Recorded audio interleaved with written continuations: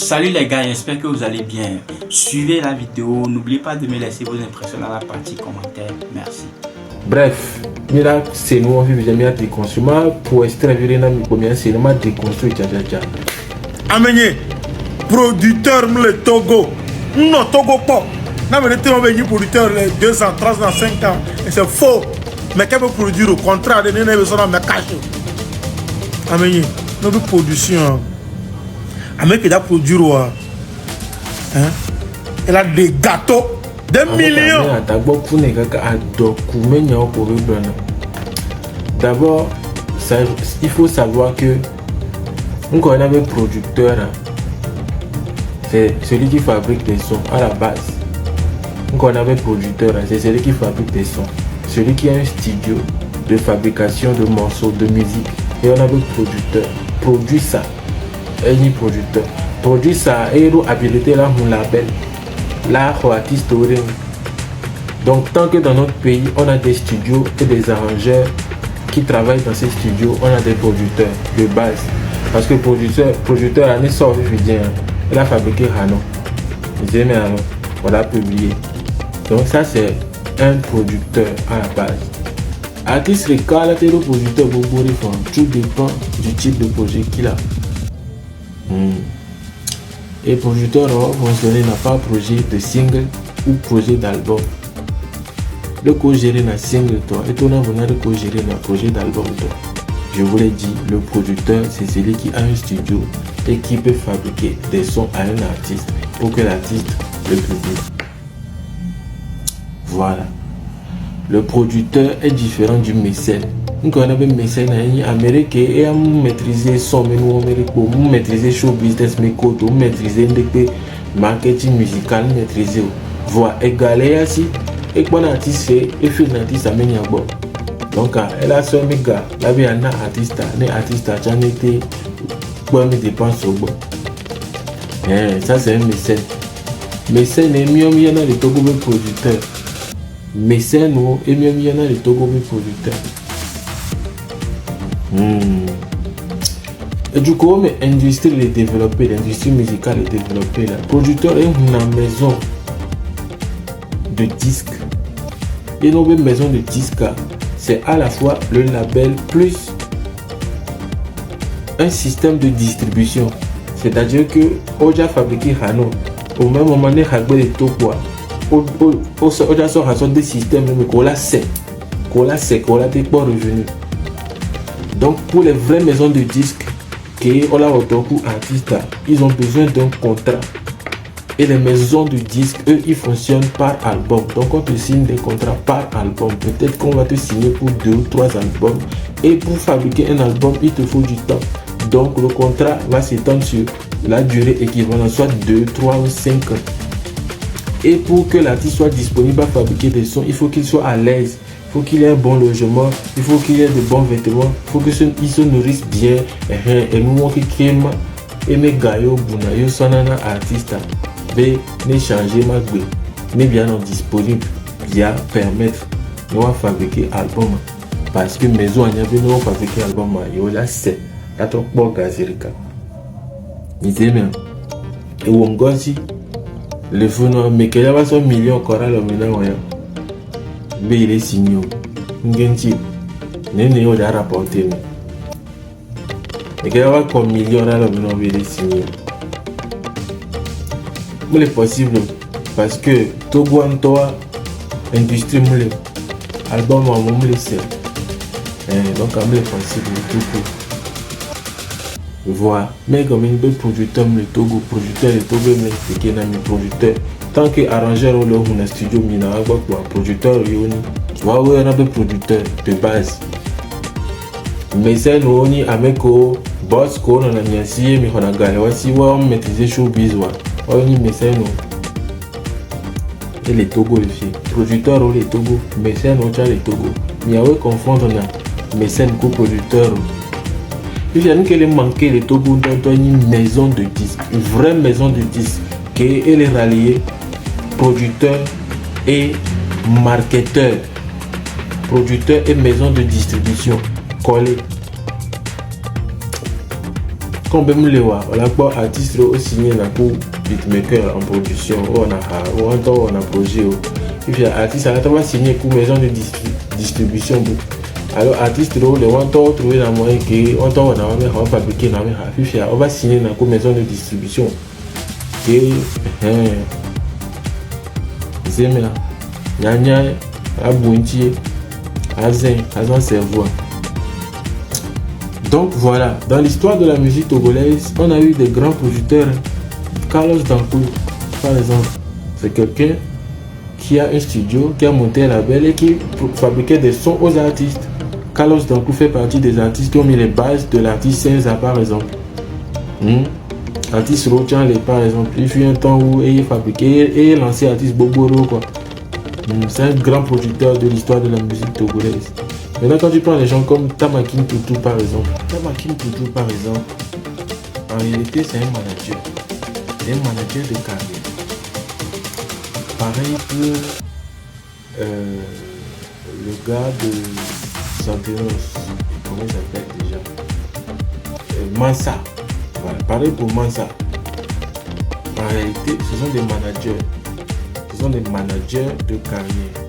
Mais, comme ils ont monté un label et qu'ils peuvent engager des producteurs, c'est-à-dire des gens qui fabriquent vraiment de la musique, eh bien, ils peuvent porter le titre de producteur parce qu'ils ont monté un label. Normalement, les labels appartiennent aux producteurs, aux produits. C'est-à-dire, quand on dit produit, c'est quelqu'un qui a les compétences pour enregistrer des sons, fabriquer le son, mixer, masteriser et tous les blablabla sur le son. Tu vois, un peu direction artistique, blablabla. Voilà. Donc, à la base, les gens comme Tamaki Tutu et Mansa, ce sont des managers de carrière. En vrai. Mais, comme ils ont des compétences qu'ils ont pu utiliser pour monter un label, ils peuvent porter le titre de producteur. Voilà. Parce qu'ils connaissent le showbiz. Ils maîtrisent le marketing, la direction artistique, le management et beaucoup de choses. Donc, ils peuvent porter le titre de producteur puisqu'ils peuvent engager un producteur, un vrai producteur dans leur label qui travaillera pour eux. Donc, puisqu'ils ont l'intelligence capable de monter tout ça, ils peuvent porter le titre de producteur. Tu vois, mais dans le fond des choses, dans la définition des choses, si on rentre dans les compétences vraies, ce sont des managers de carrière, c'est tout. Donc voilà. Bon, je vais essayer de vous expliquer le fonctionnement d'une industrie musicale, une vraie industrie musicale. Et on va ensemble voir là où le Togo se positionne dans tout ce schéma. Ok. Ici vous avez les maisons de disques. C'est quoi une maison de disques? C'est un ensemble formé par un label et une société de distribution. Le label se charge de produire les musiques et la société de distribution se charge de vendre les musiques. Les deux combinés forment ce qu'on appelle une maison de disques. Ok. Le label est souvent créé par un producteur. Et le producteur, c'est celui qui fabrique le son au studio. C'est celui qui a les compétences de fabrication de musique. C'est un travailleur de la musique, un travailleur technique. Et celui qui sait faire l'enregistrement, le mix, le master et tout ça. C'est ça le producteur. Donc une fois que quelqu'un arrive à ouvrir un studio et travaille dedans, c'est un producteur.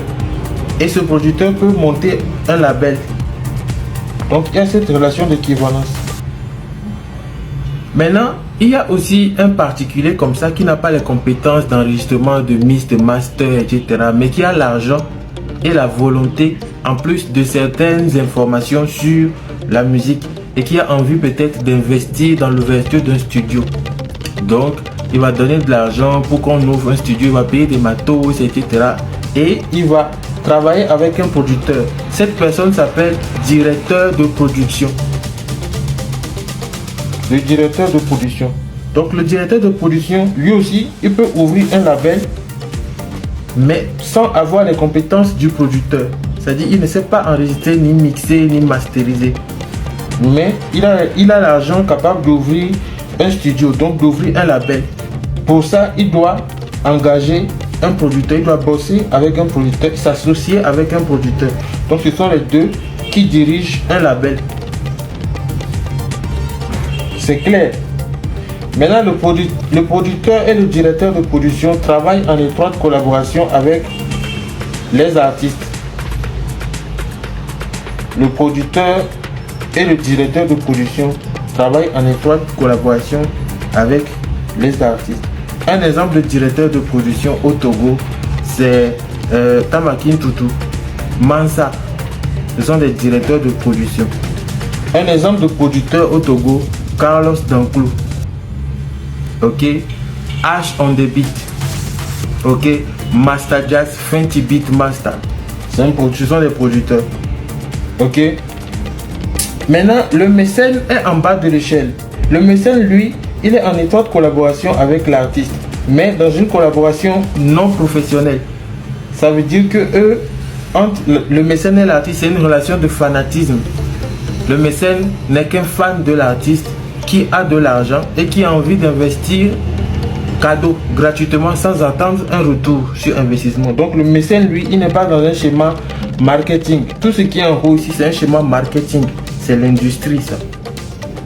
C'est ici que se joue le show business. Le mécène, lui, il est en bas. Il ne maîtrise rien de tout ça là. Tout ce qui l'intéresse, c'est l'artiste et ce que l'artiste fait. Comment l'artiste fait tout ça là, il ne sait pas. Donc le mécène, lui, il va te donner juste de l'argent pour amortir tes dépenses, pour que tu ailles au studio, pour que tu ailles ici, blablabla. Il ne sait pas comment tu gères tout ça. Un exemple de mécène au Togo, nous avons les ADG Monsieur Folie. ADG Monsieur Folie.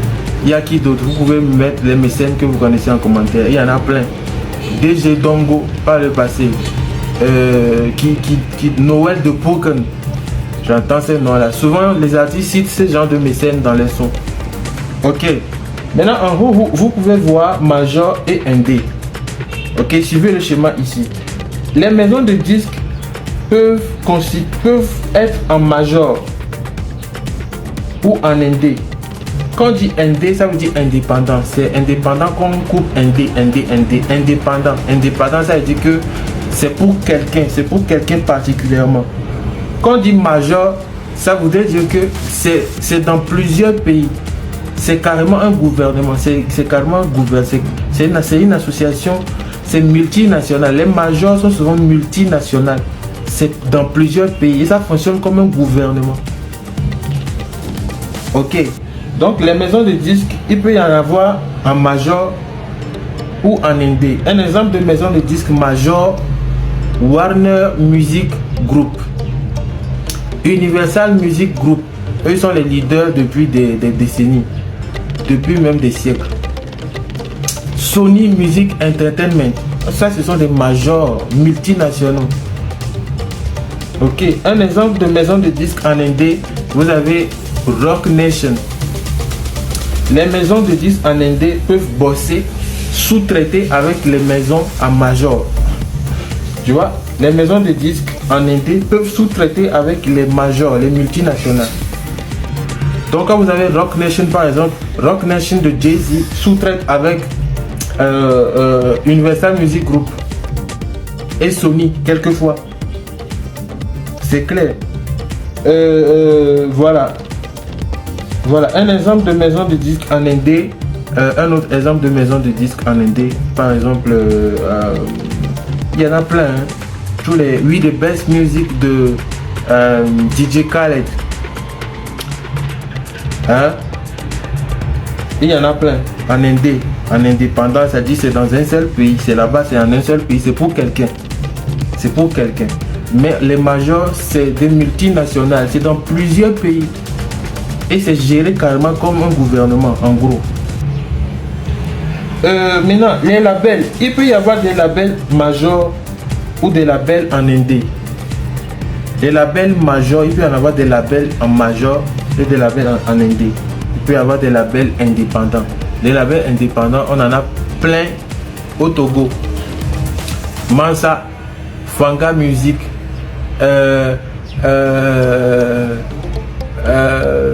même Big Popovelo a son label. Tu vois? Parce que les labels, ce sont les producteurs qui peuvent créer un label, ou les directeurs de production, ceux qui n'ont pas forcément les compétences de fabrication de musique, mais qui ont les moyens pour investir dans l'ouverture d'un studio. Ce sont eux qui peuvent ouvrir un label. Donc ils peuvent bosser en indépendant, ou être en major. C'est clair. Un artiste peut bosser en indépendant ou bosser en major. Maintenant au Togo, nous sommes juste à l'étape du mécénat. Notre showbiz fonctionne avec les mécènes et nous fonctionnons avec les mécènes, les producteurs, les directions de production et les labels. C'est tout. Nous sommes ici. Nous sommes à cette étape de notre showbiz. Nous n'avons pas vraiment de société de distribution. Donc souvent nos artistes sont amenés à signer avec les Believe, les DistroKid, les sociétés de distribution internationales qui appartiennent aux étrangers, etc. Les sociétés de distribution peuvent aussi être en indépendant ou en major. Souvent le major il maîtrise l'industrie tellement qu'il crée tout ça. Le major crée la maison de disques, le label, il crée plusieurs trucs, ils ont des sous-branches. Plusieurs sous-branches. Quand tu prends Def Jam Record par exemple, Def Jam c'est un label qui appartient au major Universal. Def Jam c'est un label qui appartient au major Universal. Tu vois un peu. Donc c'est un peu ça. Ça c'est le schéma d'une industrie. C'est comme ça que ça fonctionne. Nous sommes juste à cette étape là. On n'a pas de vraie maison de disques, mais nous avons des producteurs. Nous avons des directeurs de production. Un directeur de production au Togo, Mansa, Tamakin Toutou, qui d'autres, je sais pas, bref, il y en a d'autres, hein. Mettez les noms. Nous avons des artistes, nous avons des mécènes, oui. Donc nous sommes juste à cette étape. Nous avons des labels aussi, mais nous n'avons pas de société de distribution et donc nous n'avons pas de maison de disques. Donc nous sommes toujours en indé. Et quelques rares de nos artistes sont envoyés en major, exemple Kiko. Donc voilà. Maintenant il faut savoir que bosser en indé est plus avantageux que bosser avec les majors. Parce que en indé, tu es libre de faire toutes les expériences possibles. Mais avec les majors, j'ai bien dit que les majors fonctionnent comme des gouvernements. Ce sont des multinationaux. Ça n'appartient presque à personne. C'est une entité qui change tantôt de directeur. Ça n'appartient à personne en fait. C'est comme un gouvernement, c'est là. C'est dans plusieurs pays.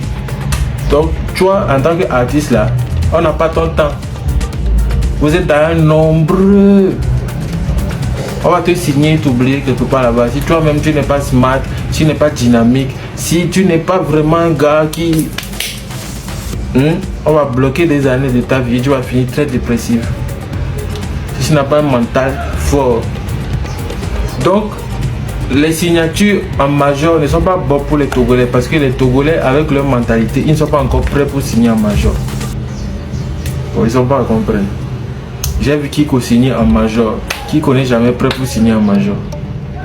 Mais les majors t'ouvrent les portes de collaboration à l'international. Parce qu'avec les majors, comme ils sont dans plusieurs pays, la connexion facile, le réseau est large.